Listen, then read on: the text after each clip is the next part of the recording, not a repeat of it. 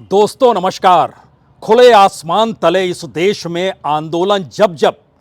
चुनावी राजनीति का हिस्सा बने हैं, सियासत डोलने लगी है। इस देश के इतिहास और उसके पन्नों को अगर आप पलटिएगा तो हो सकता है आपके जहन में इसी तरीके से खुले आसमान तले लोगों का जमावड़ा, राजनीतिक दलों की हुंकार और इस देश के मुद्दों को लेकर जनता की गोलबंदी ने तमाम सियासतों को डांवाडोल कर दिया। वो इंदिरा गांधी की सत्ता हो या मंडल कमंडल का दौर हो, राजनीतिक तौर पर चुनाव ऐलान के बाद अगर राजनीति आंदोलन में तब्दील हो जाए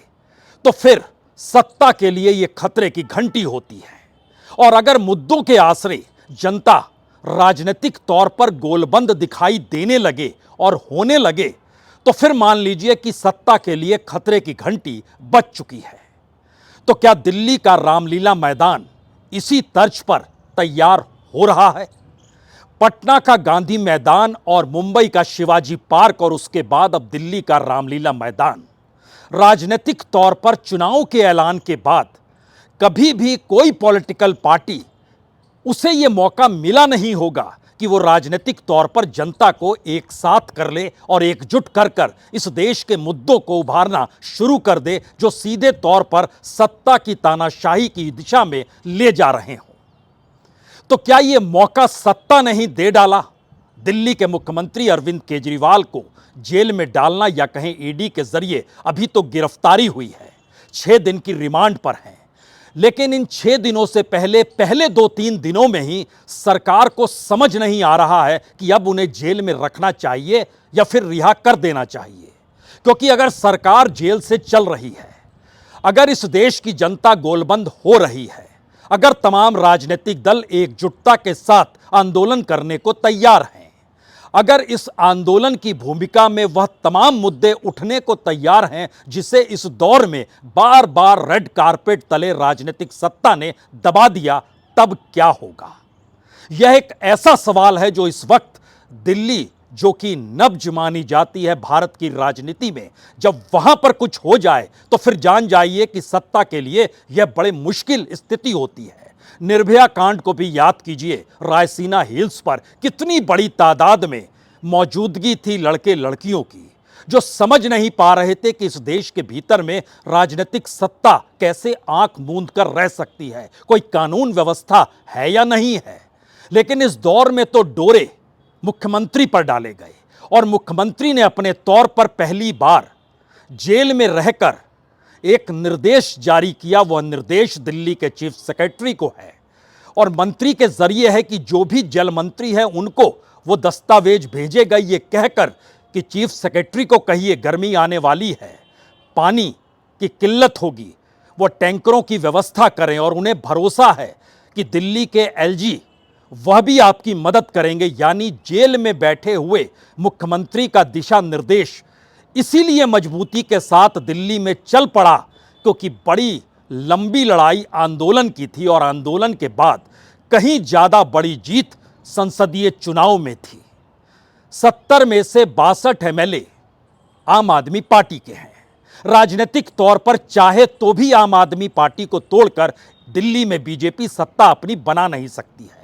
और अगर लोगों ने वोट इतनी बड़ी तादाद में दिया और कॉन्स्टिट्यूंसी दर कॉन्स्टिट्यूंसी आम आदमी पार्टी के विधायक जीते हैं और उन्हें पहली बार नहीं बल्कि दूसरी बार, पहली बार तो 67 सीटें दिला दी थी और दूसरी बार 62 सीटें, तब यह सवाल है कि दिल्ली में बैठे हुए नौकरशाही क्यों ना हो या फिर एलजी ही क्यों ना हो जिनके पास तमाम ताकत है।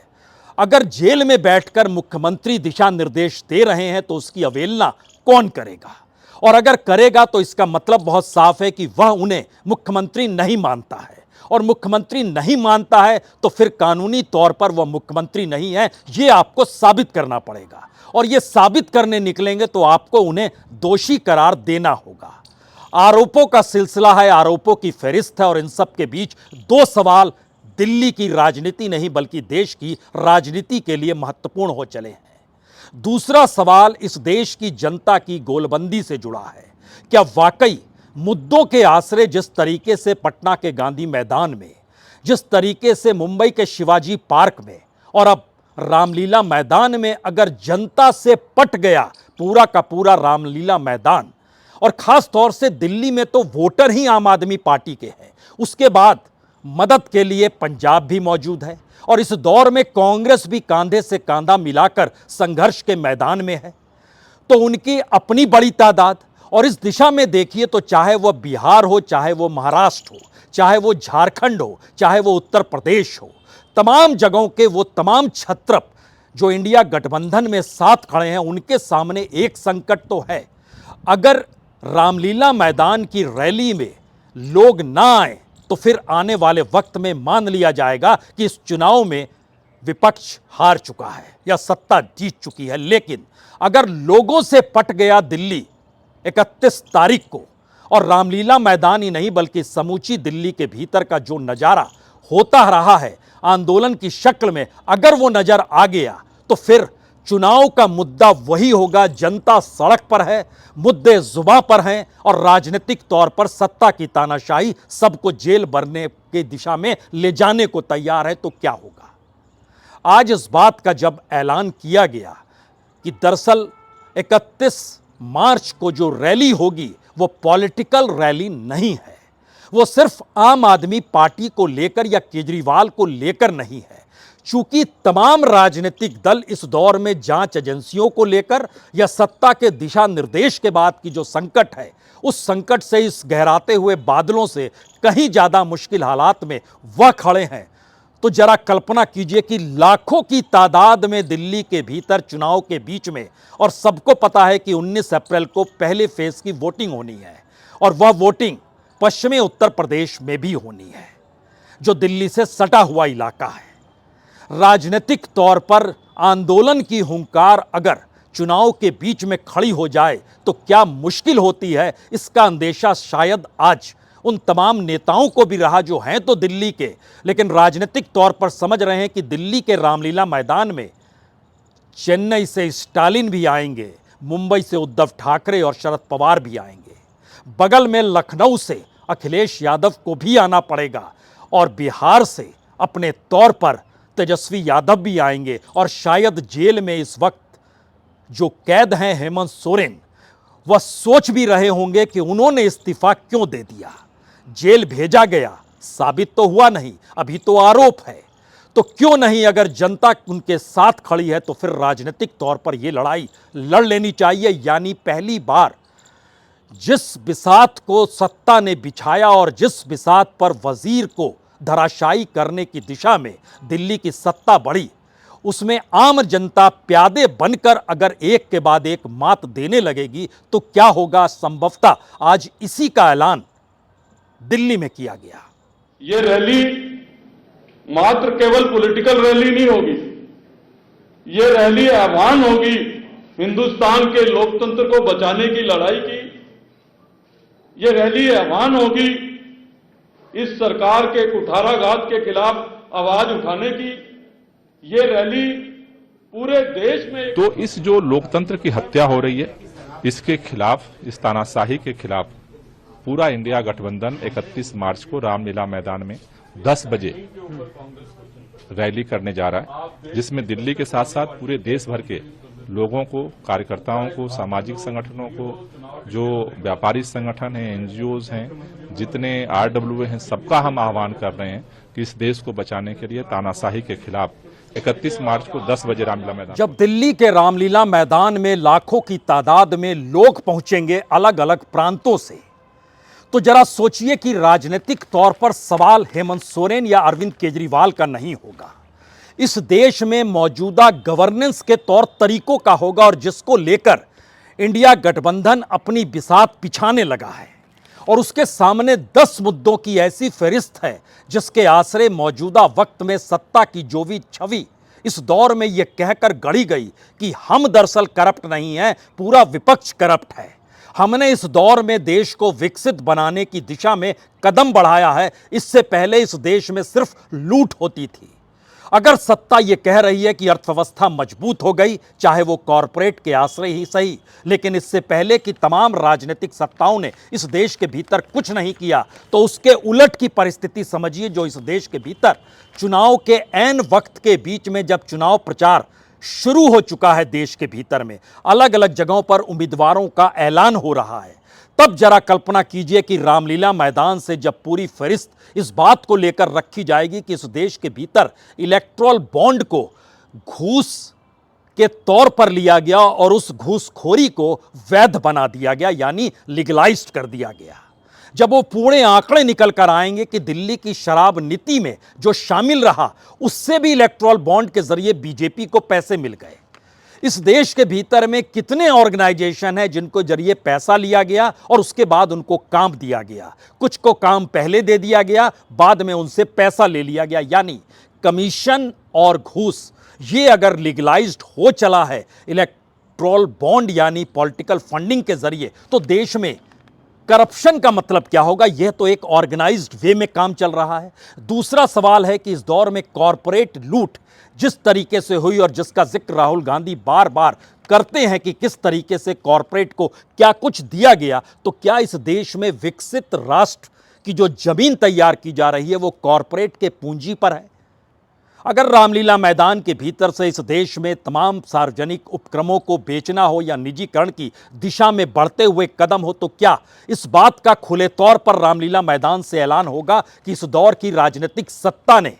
तमाम जिम्मेदारियों से पल्ला झाड़ लिया और मान लिया है कि इस देश में अब प्राइवेटाइजेशन इस देश की इकोनॉमी को बचाएगा, वही रोजगार देगा और यही हमारा सिस्टम इस बात की इजाजत देता है? क्या ऐसी स्थिति आ गई है?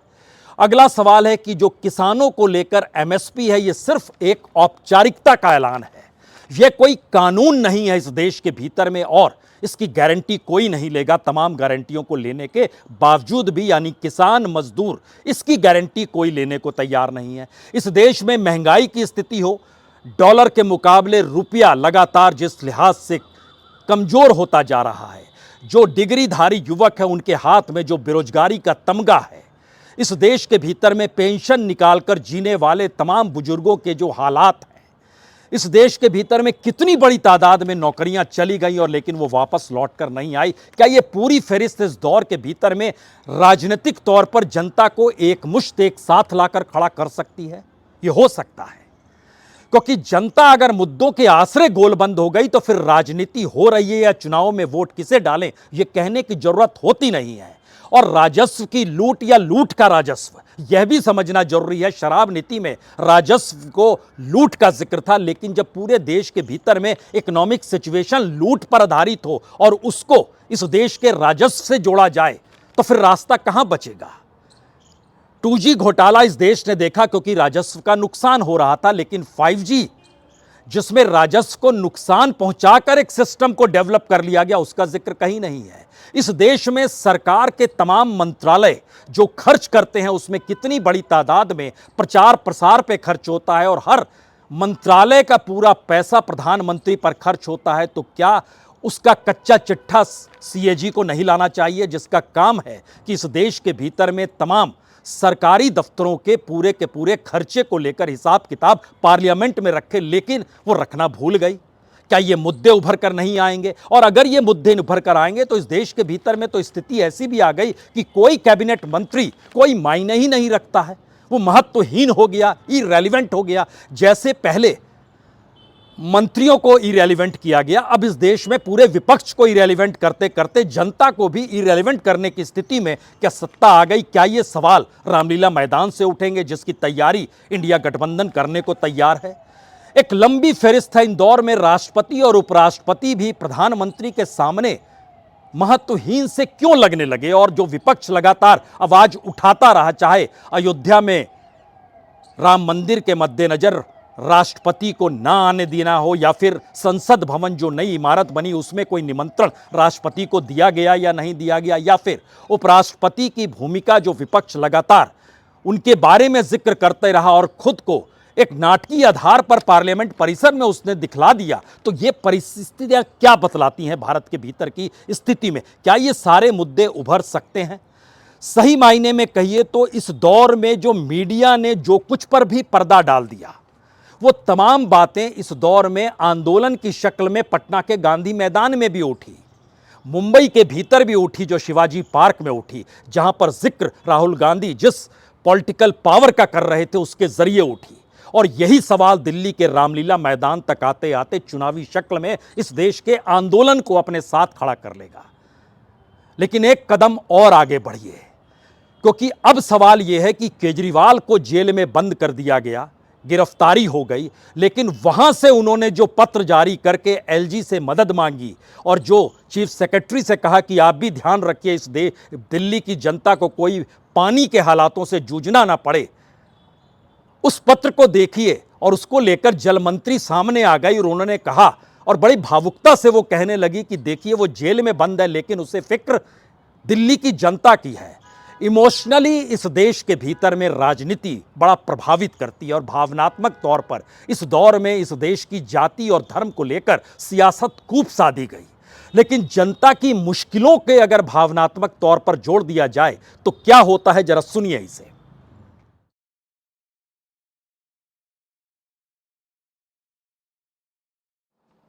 कल जब ये कागज़ उनकी डायरेक्शंस के साथ मेरे पास आया तो मेरी आंखों में आंसू आ गए। मैंने सोचा कि कौन ऐसा व्यक्ति है जो इतनी विकट परिस्थिति में, जब उनको गिरफ्तार कर लिया गया है, उनको कैद कर लिया गया है, जब उनको पता नहीं है कि वो जेल से बाहर कब आएंगे, कौन ऐसा व्यक्ति है जो अपने बारे में ना सोचकर दिल्ली वालों के बारे में सोच रहा है। तो ईडी की गिरफ्तारी के बाद जेल का रास्ता केजरीवाल के लिए बना हुआ है, लेकिन सवाल यह है कि जेल जाने के रास्ते में भी दिल्ली के लोगों का जिक्र करके वह किस राजनीति को साध रहे हैं।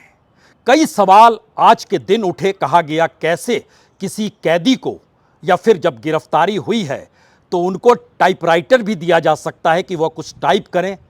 या वहां पर कलम दी जा सकती है कि वो हस्ताक्षर करें, या फिर उन्हें निर्देश और आदेश देने के स्थिति में क्या वाकई लाया जा सकता है।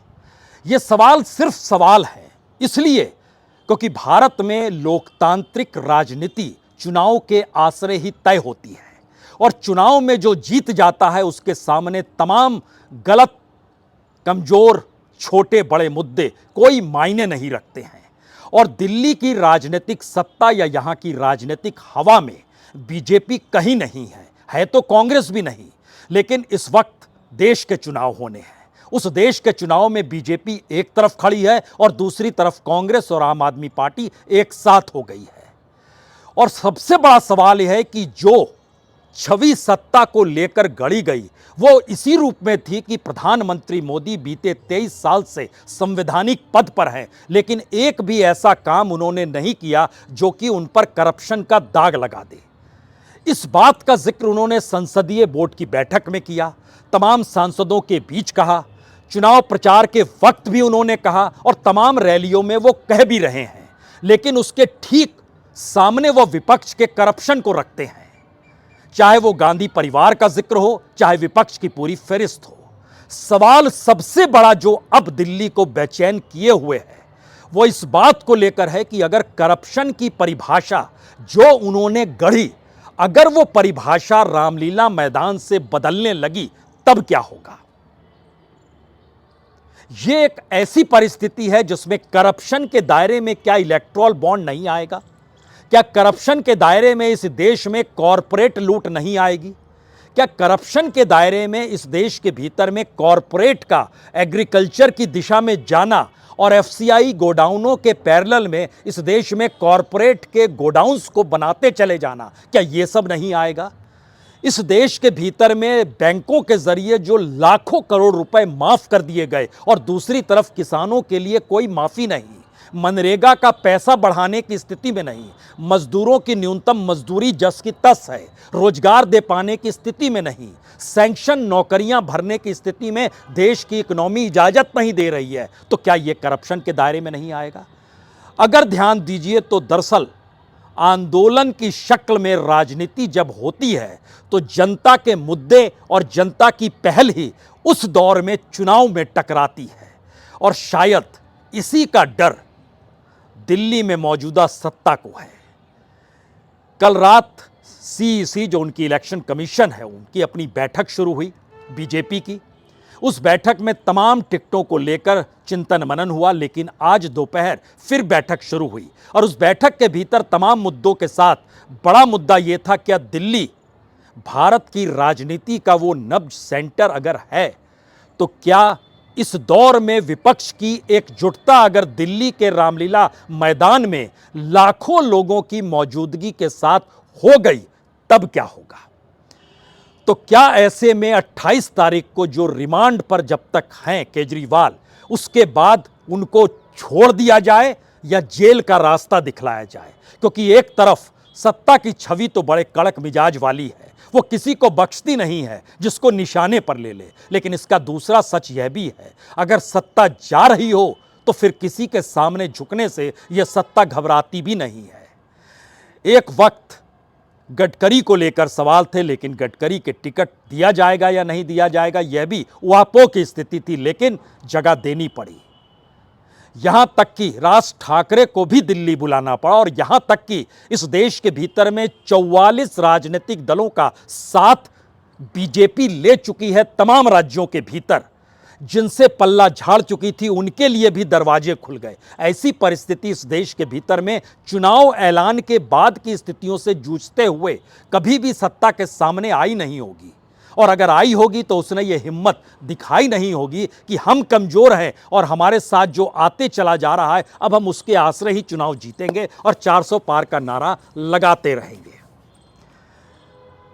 इस देश के 16 राज्यों के राजनीतिक दलों में साथ अगर बीजेपी के गठबंधन का है तो पहला मतलब तो यही है, बीजेपी अपने बूते चुनाव जीतने की स्थिति में नहीं है। और दूसरी परिस्थिति है कि जिस इंडिया गठबंधन को लेकर एक कमजोर परिस्थिति इस देश में लगातार नजर आ रही थी, क्या उसको ऑक्सीजन देने का काम एक के बाद एक सरकार द्वारा लिए गए निर्णय ने